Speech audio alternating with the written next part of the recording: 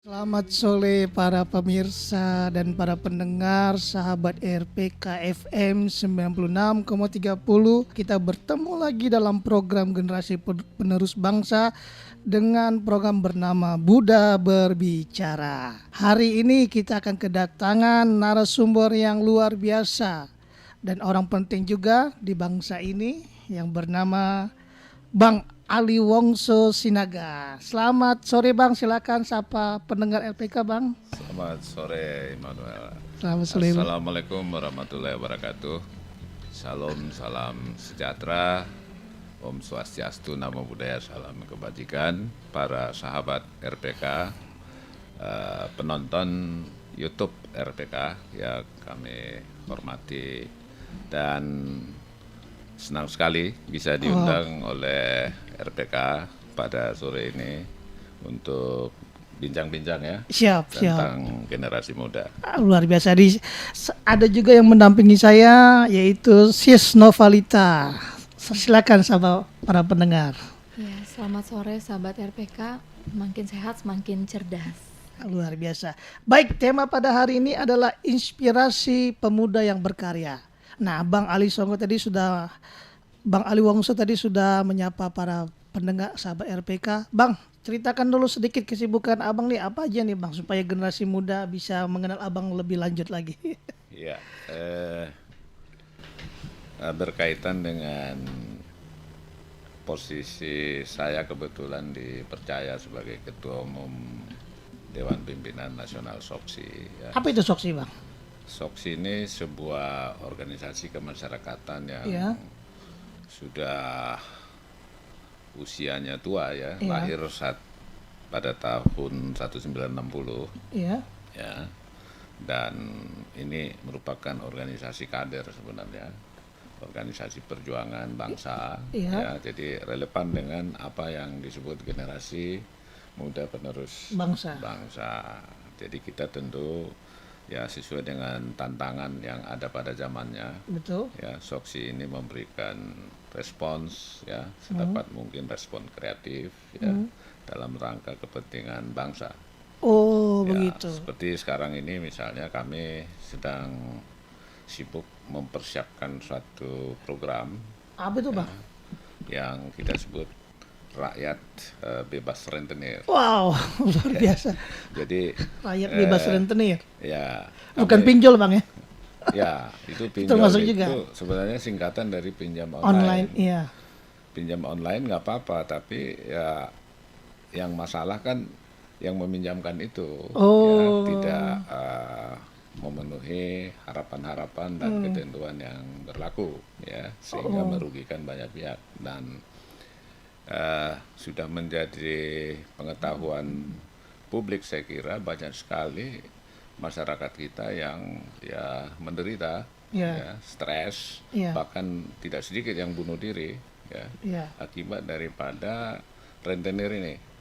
Ya, katakanlah pada 2 hari lalu ada kejadian di Kabupaten Malang. Ya, seorang ibu membunuh putrinya yang usia 3 tahun dengan menyayat urat nadi tangannya, lalu membunuh diri.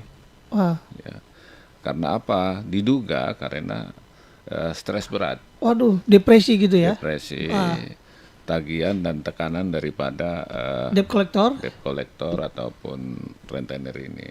Wow. Ya. Jadi yang seperti ini, yang bunuh diri seperti ini akibat dari tidak tahan ya menerima teror dan segala macam cara daripada para penagih rentenir ini. Tidak sedikit kejadian seperti ini di negeri kita ini, di tanah air ya. Nah, jadi, ini sangat menarik Bang. Kenapa? Sesuai dengan tema pada hari ini, Abang langsung berbicara tentang karya gitu loh. Nah, padahal tema hari ini adalah inspirasi pemuda yang berkarya. Karya Abang langsung Abang tunjukkan nih, membuat suatu program, suatu edukasi tentang rakyat bebas daripada rentenir. Nah, coba Bang definisikan dulu Bang, apa sih itu berkarya itu Bang, sama nggak dengan bekerja itu, coba Bang? Tentu antara bekerja dan berkarya itu beda ya. Kalau bekerja itu adalah untuk hidup. Bekerja untuk hidup.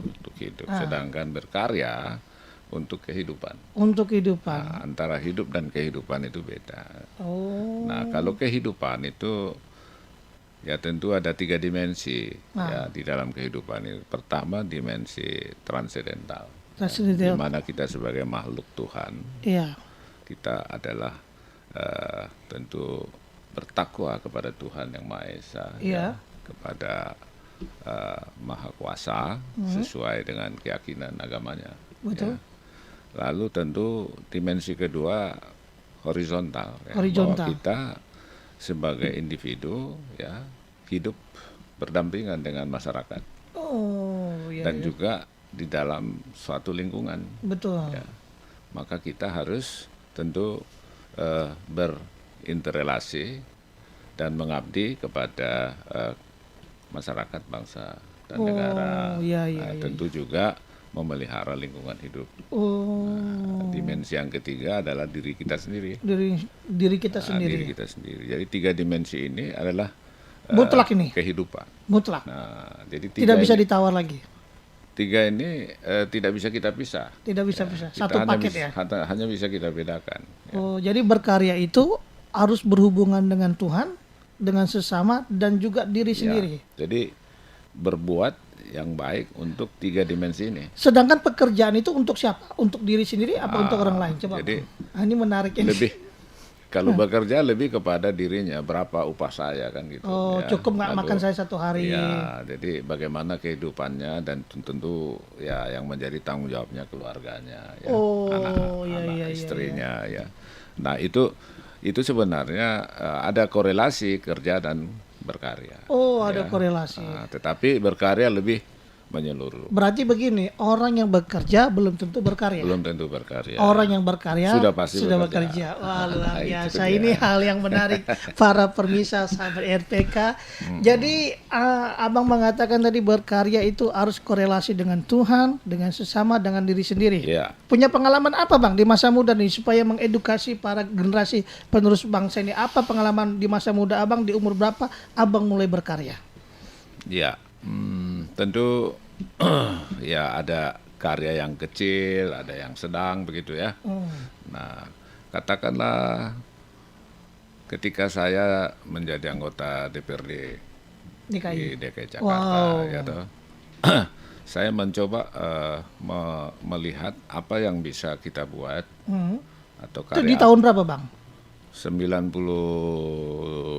awal ya. 93 awal. Ya. Jadi apa yang bisa kita buat dalam rangka memberi nilai tambah bagi kehidupan masyarakat. Pada saat itu masih ingat umur berapa Bang? Waktu itu berapa ya? 30-an ada? Ya 30-an. Wow, 30-an sudah menjadi anggota Dewan. Ya 30-an. Dahsyat. Terus Bang? Jadi antara lain kita melihat kan bahwa masalah-masalah di Jakarta itu kan dalam kaitan pembangunan itu kan ya perlu dana yang besar. Dana yang besar. Dan dana ini tidak sedikit juga kita duga bocor. Bocor oleh karena perilaku daripada ya apakah itu oknum aparatur dan juga mungkin oknum pengusaha terlibat di situ. Ya. Nah sehingga penerimaan daerah itu menjadi tidak optimal. Nah saya kebetulan waktu itu membaca satu buku di toko buku Gunung Agung, ya, tentang judulnya itu Management Information System. Tentang bagaimana itu Bang? Nah, jadi intinya manajemen information system itu ya adalah manajemen plus teknologi informasi gitulah ya, information technology. Jadi bagaimana teknologi informasi dengan diaplikasikan di dalam sistem manajemen sehingga merupakan suatu ya sistem informasi manajemen yang bisa kita gunakan untuk banyak hal. Nah, antara lain saya lihat ini bisa digunakan untuk membuat suatu bank data. Bang Data. Tadi Abang membaca buku tentang sistem informasi itu kelanjutannya bagaimana itu, Bang? Ya, jadi setelah saya baca maka saya terinspirasi untuk mencoba mengaplikasikannya dalam sebuah sistem informasi manajemen Ya. yang bisa bermanfaat bagi masyarakat, Ya. bagi bangsa, pemerintah. Ya. Nah, jadi ketika itu kebetulan peralihan gubernur Ya. dari Pak Wiyogo ke Pak Suryadi Sudirja. Ya. Ya, jadi Pak Suryadi bersama teman-teman waktu satu kesempatan ya, ada perbincangan, Ya. diminta masukan bagaimana kita membuat pembangunan ini di Jakarta ini meningkat. Wah. Ya. Jadi saya beri masukan itu bahwa untuk meningkatkan itu dibutuhkan dana yang besar, apalagi Jakarta ini kan tantangan pembangunannya ketika itu ya sangat menonjol sekali bagaimana kita mengurangi atau menanggulangi banjir. Ya, kemudian juga Dahsyat. bagaimana kita mengurangi atau menanggulangi kemacetan. Karena lalu lintas. banjir dan macet itu nggak selesai-selesai sampai sekarang ya, Pak. Nah, selain menyangkut penataan permukiman ya, yang kumuh apalagi. Jadi semua ini membutuhkan dana besar. Jadi saya katakan kepada Pak Suryadi Sudirja ketika itu di Kodam ini. Kodam. Beliau itu belum dilantik waktu itu, masih Pangdam, ya, tapi sudah dipanggil oleh Presiden. Soeharto pada saat Jadi itu ya. Gubernur ya. Ya. Jadi di Jakarta ini kan ada pajak daerah Ya. selain retribusi daerah. Jadi beberapa pajak daerah ini ya saya duga perlu kita optimalkan Ya. tanpa harus menaikkan tarif pajak gitu. Oh. Jadi yang dioptimalkan itu adalah sistem manajemennya sehingga bisa mencegah kebocoran-kebocoran. Kebocoran dana itu. Kebocoran pemungutan pajak, penerimaan pajak. Oh iya iya iya. Nah, lalu bagaimana itu bisa kita cegah? Nah, saya berkeyakinan sistem informasi manajemen itu bisa membantu law enforcement. Oh iya iya. Ya, karena dia bisa menganalisis data, informasi dengan cepat. Itu berarti dia bisa memberikan informasi dengan cepat tentang apa yang terjadi di dalam rangka penegakan hukum. Penegakan hukum. Nah, jadi ya singkat cerita itu saya coba desain. Ya. Nah, inilah suatu karya kan. Satu karya, bukan hanya pekerjaan ya. Ya desain bagaimana sistem komputernya itu, bagaimana sistem operasionalnya itu menjadi suatu sistem informasi manajemen Yang memiliki nilai Yang- manfaat ya. yang nanti akan bermuara pada meningkatnya penerimaan pajak daerah. Wah, Gitu kan. luar biasa. tanpa menaikkan tarif pajak. Nah, jadi sistem ini mendorong ya atau membuat semua wajib pajak terkait apa yang digarap ini untuk jadi tertib. Luar Gitu. biasa. Jadi tidak boleh seseorang wajib pajak katakanlah menggelapkan pajaknya Eh, atau memanipulasi data untuk mengurangi pajaknya. Semua terkontrol. Oh, Ya. dahsyat, Jadi dahsyat. jadi tidak ada lagi cara selain daripada membayar pajak sesuai peraturan Perda yang berlaku. Oh, Nah, dengan demikian meningkatlah penerimaan pajak. Ya, ketika itu dari 15-an miliar meningkat terus-menerus sampai 100 miliar. gara-gara per program tahun. itu. Ya, Wah, wah. per tahun. Jadi di masa muda Abang ini bukan hanya mementingkan diri sendiri, sudah berani di usia 30 memikirkan daerah bangsa itu ya. Ya, artinya apa yang bisa kita berikan, ya, kita buat untuk membantu ya. Itu pada saat sudah menikah. Sudah. Oh, sudah menikah. Jadi dimensi horizontal tadi kan, Jontal masyarakat, kebangsaan. bangsa, Iya, negara. bernegara. Jadi, Luar biasa. jadi apa yang kita buat itu ya belum seberapa. Ya, Iya. toh. Tapi ya sekalipun itu kecil, ya Iya. kita teruslah berbuat. Kan, Wah, kira-kira gitu. dahsyat. Coba Ibu Lita ada pertanyaan nggak buat abang kita ini? Iya. Pertanyaannya Bang, apa yang menghambat pemuda berkarya? Ini pertanyaan kritis nih.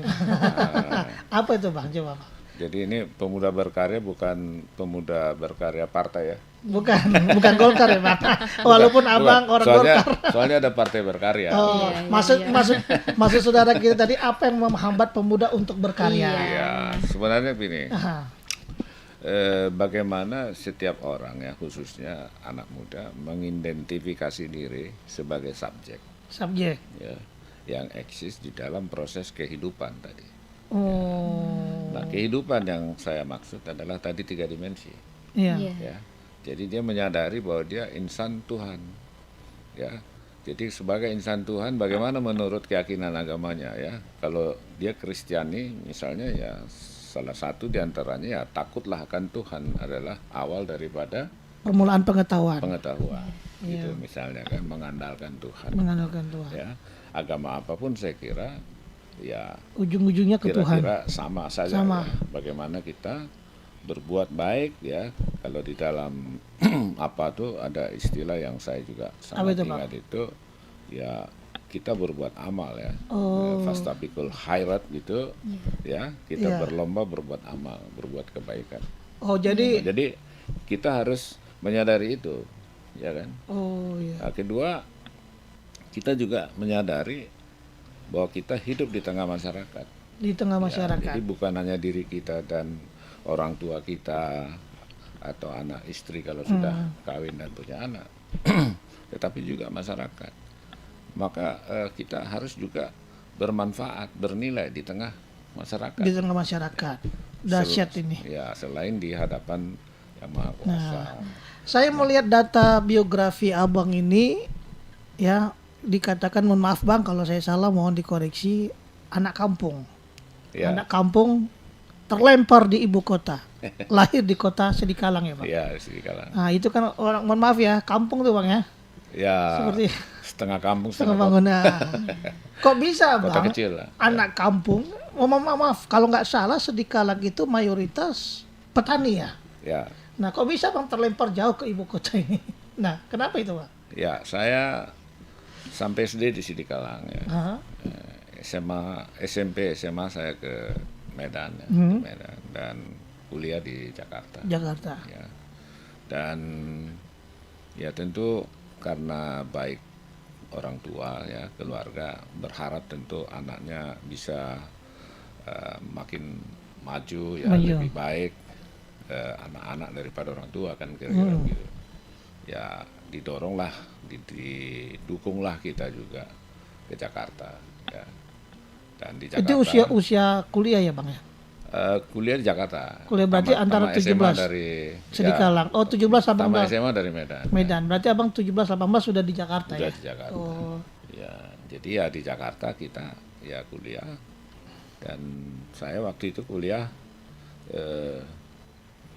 inginnya sebenarnya ke Bandung. Oh, tapi ke Jakarta. Nah, jadi saya ingin ke ITB seperti teman-teman saya. Oh. Gitu. Nah, tetapi ya saya punya saudara bilang ya kalau bisa Jakarta aja lah gitu. Nah, di Jakarta akhirnya saya kuliah di apa namanya itu STTN ya, ATN STTN yang sekarang menjadi ISTN ya, Institut Sains Teknologi. Pada saat itu Nasional. ngekos nggak Bang?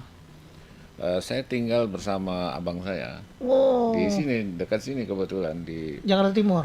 Jakarta Timur, Jalan Wedana, Gang Wedana. Lah, Jalan Wedana. Ya, dekat Pedati itu. Oh iya, Jalan Wedana, iya. Dekat masjid ya Bang. Jadi ada yang saya terkesan itu, kita kuliah sore. Kuliah sore, terus Abang paginya? Di Cikini Raya, ya paginya kan ya biasa lah ya, kita Cari-cari job. belajar ya, selain juga apa yang bisa kita bantu di rumah keluarga. Oh ya. iya. Jadi kuliah sore sampai malam. Jadi Abang itu bantu keluarga termasuk ngepel nyapu ya? Oh iya, Luar biasa. termasuk. Ya. Lalu apa namanya, kuliah sore sampai malam itu termasuk malam minggu. Oh, malam minggu. Nah, kita kan sebagai anak muda kan. Pada waktu Abang berpacaran nggak? Itu makanya saya lama baru pacaran. Wah, justru di masa muda era pacaran. Karena begini, pilih kuliah atau pacaran gitu kan. Iya. Saya memilih kuliah. Orang lain pada pacaran ya. Oh iya. Pada Jadi clubbing, kalau ya. malam minggu itu tidak banyak yang masuk kuliah. Gitu.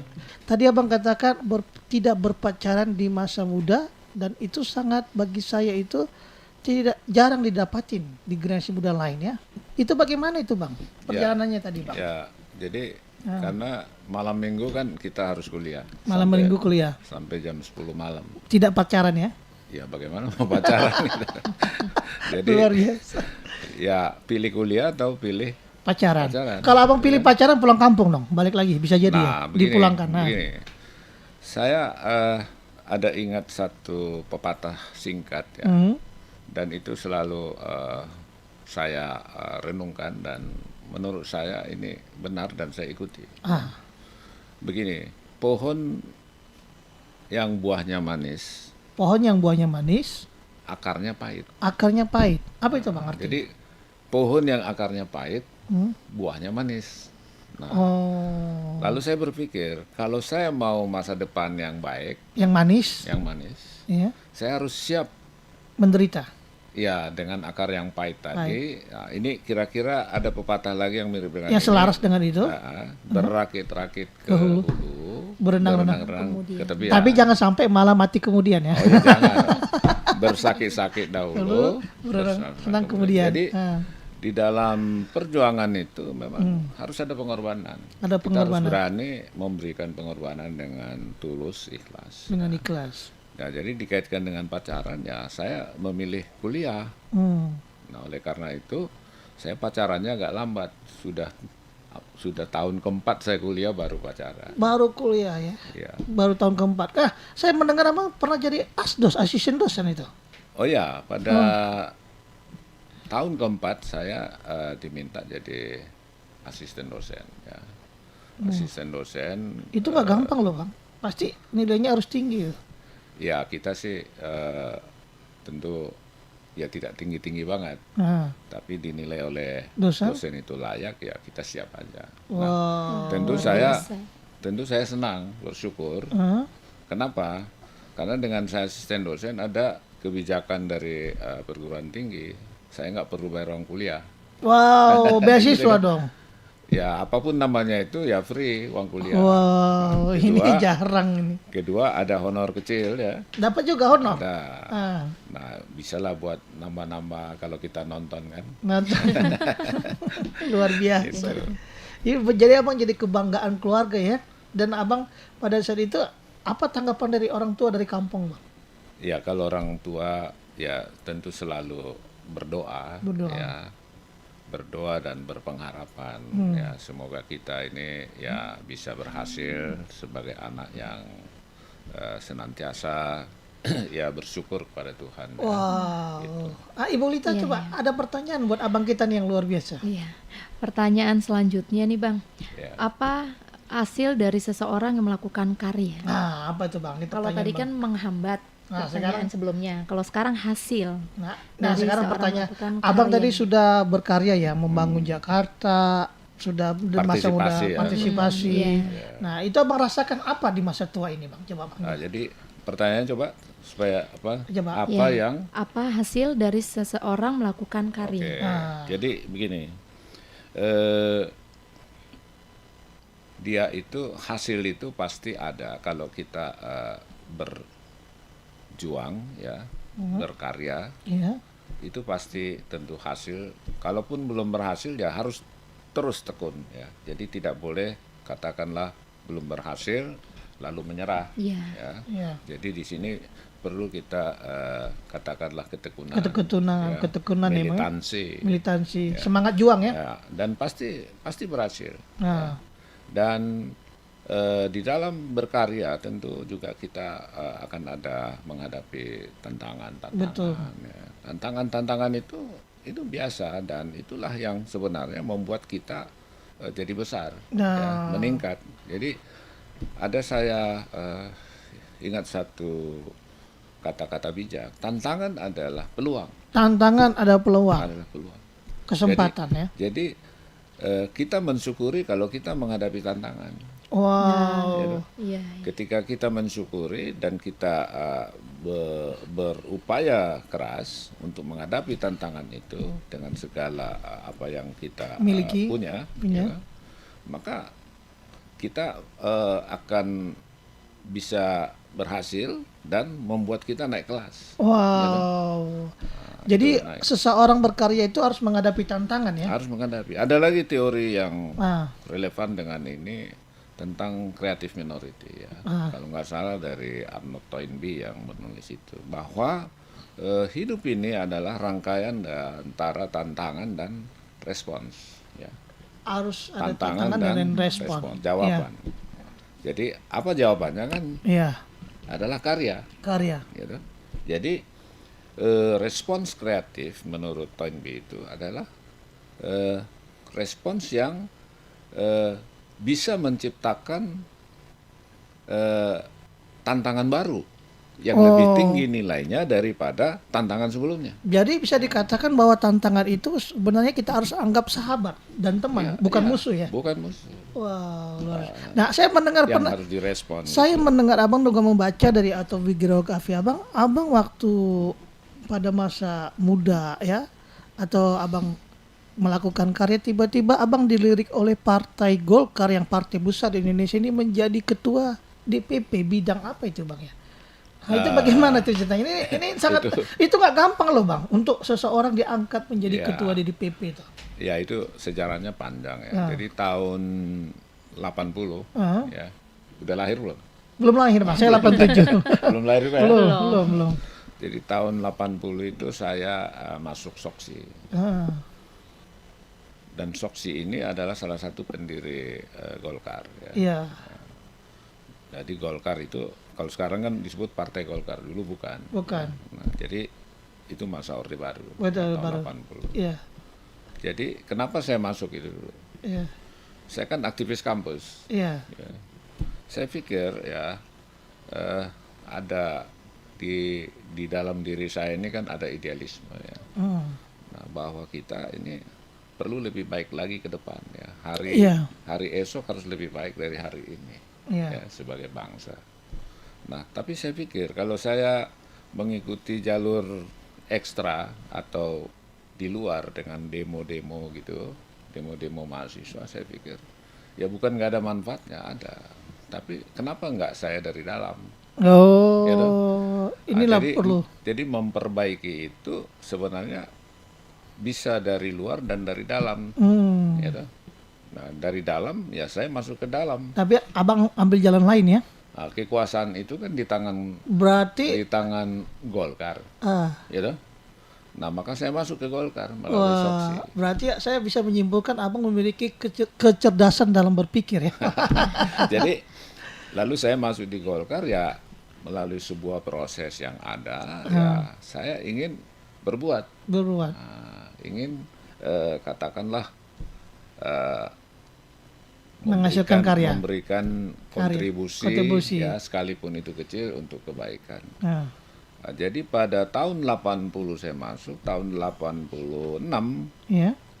Saya sudah masuk tim kecil ya, tim 11 Golkar dari Dewan Pimpinan Pusat Wow, Golkar luar biasa. untuk merumuskan rancangan GBHN. Waduh. Nah, gitu loh.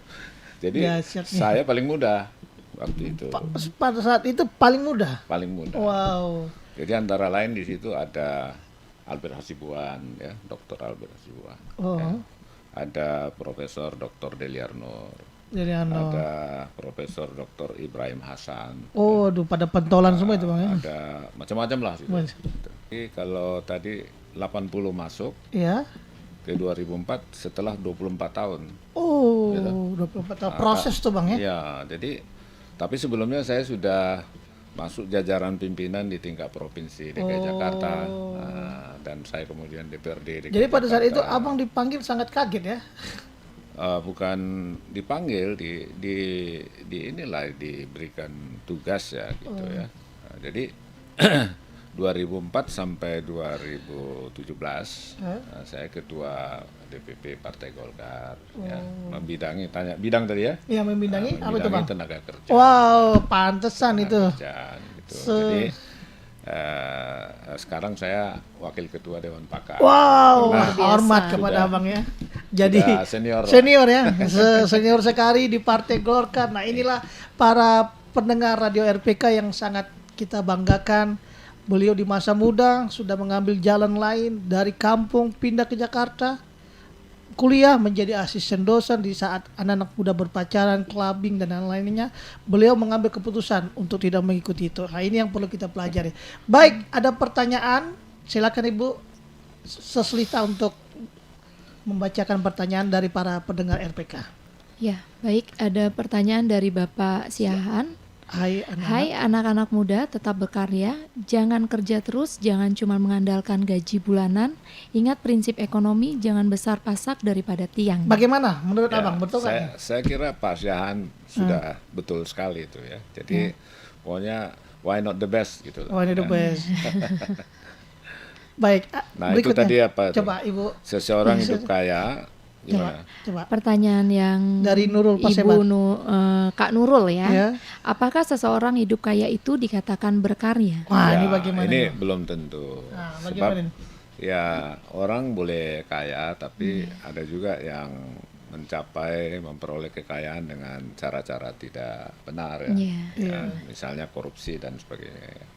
Tapi berkarya lalu dia kaya itu banyak ya. Paling tidak ya tidak miskin lah. Oh, jadi orang kaya belum tentu berkarya. Karena apa? Dari kekayaannya itu dia bisa menghasilkan dari korupsi. Ya, Begitu. bisa saja ada Bisa orang juga kaya kerja bukan keras. karena berkarya sebenarnya. Itu maksud saya. Tapi kalau ya. orang berkarya tidak boleh miskin. Bukan tidak boleh. Nah, Logikanya kalau dia hidupnya berkarya Iya. terus ya pasti juga ya rezekinya kan ada. Oh. Ya. Nah dia bisa kaya, mungkin juga tidak kaya tapi tidak miskin. oh, Ya, mungkin ya tergantung bagaimana karya kekaryanya. minimal dia tidak menyusahkan orang lain, Bang ya. Oh itu udah pasti. Udah lah. pasti. Oh, baik, yang luar biasa. Lanjut Ibu Seslita. Baik, pertanyaan selanjutnya dari Kanina Cempaka Putih.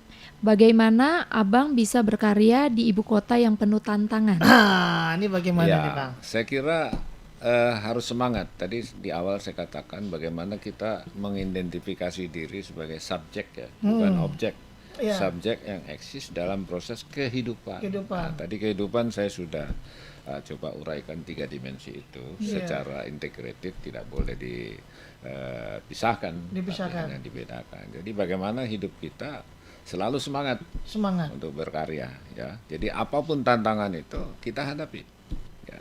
Tentu kita harus terus mengisi diri ya, belajar, melatih diri ya supaya kita semakin aktual ya, Aktual. mengaktualisasi diri. Intinya mau belajar, Bang ya. Ya. Baik, Seslita, ada lagi tuh? Coba Baik, kita lihat. pertanyaan selanjutnya dari Kanora Celincing. Sudahkah anak dari narasumber berkarya di masa Ini mudanya? pertanyaan kritis nih. Abang anak Ya. berapa, Bang? Coba, Bang. Jadi anak saya 3 Ah. ya. Yang pertama sudah dipanggil Tuhan pada usia 17 Iya. ketika di SMA. Adiknya perempuan ya sekarang berkarya di salah satu bank asing ya. Wah, luar biasa. Jadi ya menantu saya seorang entrepreneur ya. Jadi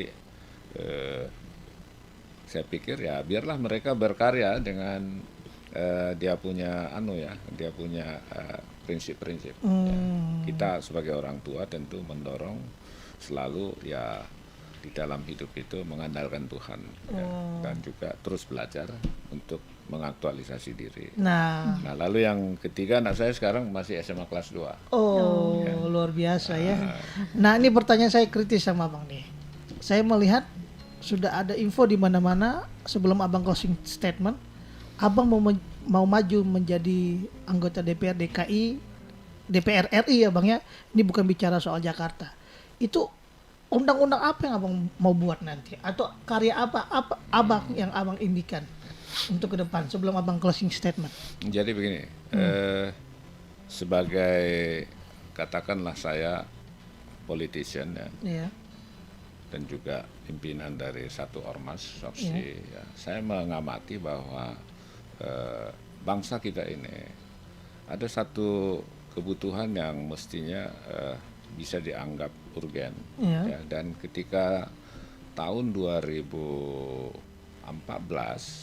ya 2013 malah saya sudah sampaikan ini dengan teman-teman di forum di DPR ya. Ketika saya anggota DPR waktu itu. Wah, DPRD tambah lagi DPR Bang ya. Ya, Luar biasa. Jadi bangsa kita ini kan hakikatnya adalah pluralisme ya. Betul. Keanekaragaman di mana kita bineka tunggal ika. Iya. Jadi kedua juga bangsa kita ini pendidikan kan bervariasi dan masih banyak sekali yang relatif membutuhkan pendidikan yang lebih baik. Ya. Oh, iya. Nah, oleh karena itu satu hal yang penting adalah di dalam kaitan dengan demokrasi politik. Iya. Ini dibutuhkan pendidikan kebangsaan. Oh, iya. Ya. Jadi kalau Orde Baru dulu sudah buat P4. P4. Ya. Nah, kalau itu ditiadakan, gantinya apa? Oh, solusinya Ya, apa ya? Nah, jadi harus ada pendidikan kebangsaan itu yang membuat setiap warga negara ya itu terbangun jati dirinya Betul. sebagai warga negara bangsa Indonesia. Hmm. Nah, jadi saya prihatin pasca reformasi ini pendidikan kebangsaan ini relatif blank ya, baik di sekolah maupun di luar sekolah. Oh. Ya. Nah, lalu akibat daripada blank ini seseorang itu tidak punya filtering untuk menghadapi arus informasi yang begitu dahsyat, begitu deras, apalagi dengan perkembangan teknologi informasi yang sudah masuk revolusi industri 4.0 ini. Nah, jadi tidak heran kalau banyak yang menjadi radikal. Oh, intoleran ya. Karena dia tidak punya filtering terhadap nilai-nilai bahkan ideologi yang disebut transideologi yang masuk ke dirinya melalui alat-alat elektronik ini. Oh, iya. Antara lain melalui alat elektronik. Jadi kita tidak punya pertahanan yang baik dalam rangka menghadapi arus informasi itu. Iya. Jadi lepas dari itu pun sebenarnya ya sebagai satu bangsa, jati diri bangsa itu sangat esensial. Jadi oleh karena itu undang-undang pendidikan kebangsaan atau apapun nomenklaturnya, ya istilahnya itu dibutuhkan. Wah, Gitu? jadi Abang membuat undang-undang jadi- pendidikan kebangsaan. Nah, termasuk lembaga penyelenggaranya Oh, yang dahsyat. masif mulai dari tingkat pusat sampai tingkat kabupaten kota. Diperlukan penguatan. Diperlukan.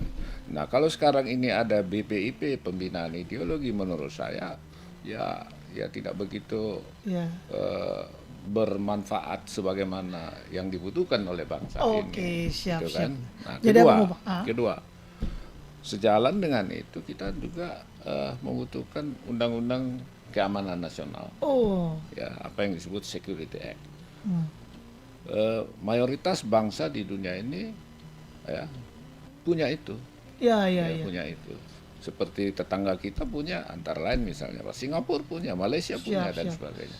Nah, undang-undang keamanan nasional ini akan mensinergikan ya sistem pertahanan nasional kita. Wow, ya. Mulai dari TNI, Polri sampai ke rakyat. Siap.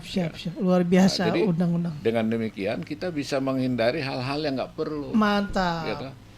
Nah, tentu banyak yang kita butuhkan, tapi dua itu menjadi sangat urgent. penting. Baik, Bang. Termasuk di bidang ekonomi dalam kaitan pengimplementasian pasal 33 sehingga ekonomi kita semakin lebih baik dalam kerangka mewujudkan keadilan sosial. Aduh, luar biasa. Buat Abang ini nggak terasa sudah hampir 1 jam, Bang. Satu lagi, Bang. Closing statement, satu kata buat anak-anak muda ini, Bang. Ya, saya berharap semua anak muda ya atau kaum muda atau generasi muda khususnya ya sahabat RPK. Iya. Ya, semangatlah setiap hari untuk hidup berkarya. Mantap. Kata closing statementnya Dan semangat.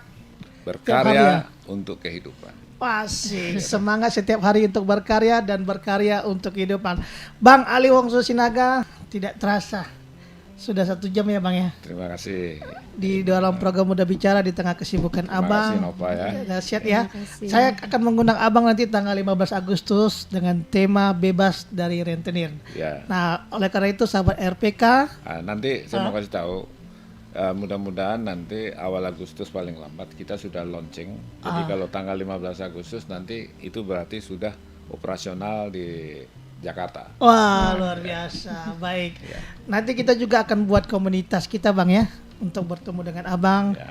Para sahabat RPK, tidak terasa 1 jam kita bersama yang membahas tentang inspirasi pemuda berkarya. Tadi mendengar Bang Ali Wongso. Kalau perlu 2 jam Bang ya, tapi karena kita terbatas waktunya pada saat ini kita berpisah. Kita akan ketemu Sabtu depan. Saya Immanuel, Abang Ali Wongso Sinaga, dan Ibu Lita. Ibu Lita. Terima kasih. Selamat sore. Sampai jumpa Sabtu depan dalam program Muda Berbicara. Selamat sore. Selamat sore.